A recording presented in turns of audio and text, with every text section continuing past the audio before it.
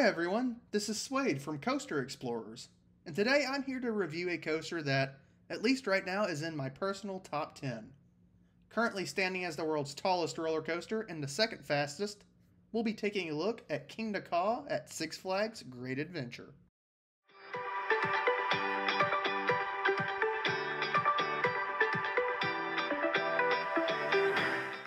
Kingda Ka is what a lot of enthusiasts would call a one-trick pony, meaning that it has one gimmick that makes the ride what it is, and that's pretty much all it does. While that is technically true for Kingda Ka, it is one heck of a trick, and it does it very well. Up until now, no park has ever broken Ka's record for being the world's tallest coaster, although we all know that Falcon's Flight is on its way to break that record, but it's not operational at the time of this review.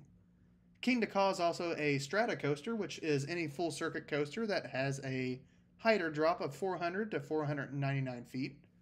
Standing at a staggering height of 456 feet, this Intamin manufactured coaster launches you from 0 to 128 miles an hour in 3.5 seconds, which is absolutely insane. Kingda Ka was also built seemingly as a response to the now defunct Top Thrill dragster at Cedar Point. The layouts are almost identical, except for Kingda Ka having that one additional element at the end. Alright, so for the ride layout, it's pretty simple. You get to that launch track and you'll stop. You'll roll back just slightly to prepare for that launch. You'll hear a voice come over a speaker saying, "Arms down, heads back, and hold on." About 5 or 6 seconds later, you're going to launch, reaching that 128 miles an hour in 3.5 seconds. Once you clear the launch track, you'll ascend up the top hat, taking a whippy 90-degree turn to the right around halfway to 3/4 of the way up that top hat. Once you reach the peak of that top hat, you'll plunge down a 418-foot drop through a 270-degree clockwise spiral. Once you reach the bottom, you'll ascend a 129-foot hill, which is supposed to provide airtime, but never really has for me, before you hit the brakes. So like I said, pretty simple layout, right? So let's look at the intensity, and it goes pretty much without saying that this is one of the most intense coasters you can ride as of 2024. Pretty much every moment keeps your heart pounding. This is one of the very few coasters that I still get on, and when we get to the launch track, I'm nervous and my heart is pounding.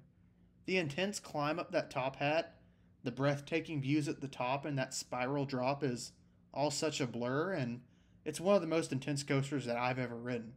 The only real dull moment on this ride is that final hill because, at least for me, it doesn't really do much, but, you know, it's kind of covered up because you're still so hyped up from that last 15 to 20 seconds. I can forgive it. In terms of operations, it's pretty hard for me to give this a fair ranking because both days I went, I never waited more than 10 minutes, mainly because the park was just so slow. The coaster runs 4 trains, but they never ran more than 2 during my visit.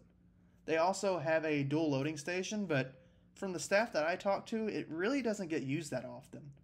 I'd imagine during a busy day, the capacity on this thing isn't the best, and the line can end up being pretty long, but the operations were top-notch during my visits, and trains were dispatched very quickly. For the overall ride quality, I really don't have any complaints. It's a short, simple ride, but it makes it kind of hard to mess up. The only minor flaw that I've found is the smoothness. The front row is glossy smooth, but when you get towards the back of the train, it's definitely a little shaky, especially during the launch. It's not anything unbearable, but when you're doing 128 miles an hour, a shaky ride can be a little painful if you don't know to brace for it. The restraints on the ride are also the over-the-shoulder restraints, but they didn't really bother me that much. I'm sure the lap bar like the old Top Thrill dragster had would have been better, but this isn't really an airtime focused ride aside from cresting that top hat. But you're so pumped up from the adrenaline that you don't really notice the restraints all that much, or at least I didn't. I mean, the ride is over before you really realize it. In terms of the best row, I think the front takes it by a landslide. The wind in your face at 128 miles an hour is just incredible.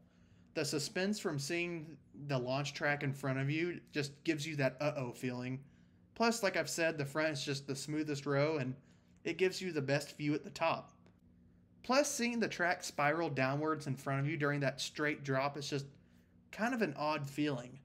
The back row isn't bad. I mean, it's kind of cool to see the train in front of you going over the top hat and going down that drop first, but it just doesn't compare to a front row ride.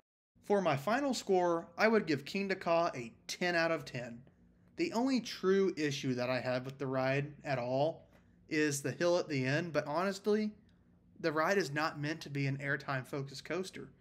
The hill, yeah, it's, for me at least, it's kind of forceless, but the entire ride experience, from the launch to the top hat, just the the adrenaline, the hype that you get from it just completely overshadows that last hill anyways. To me, there is nothing I would change about Kingda Ka.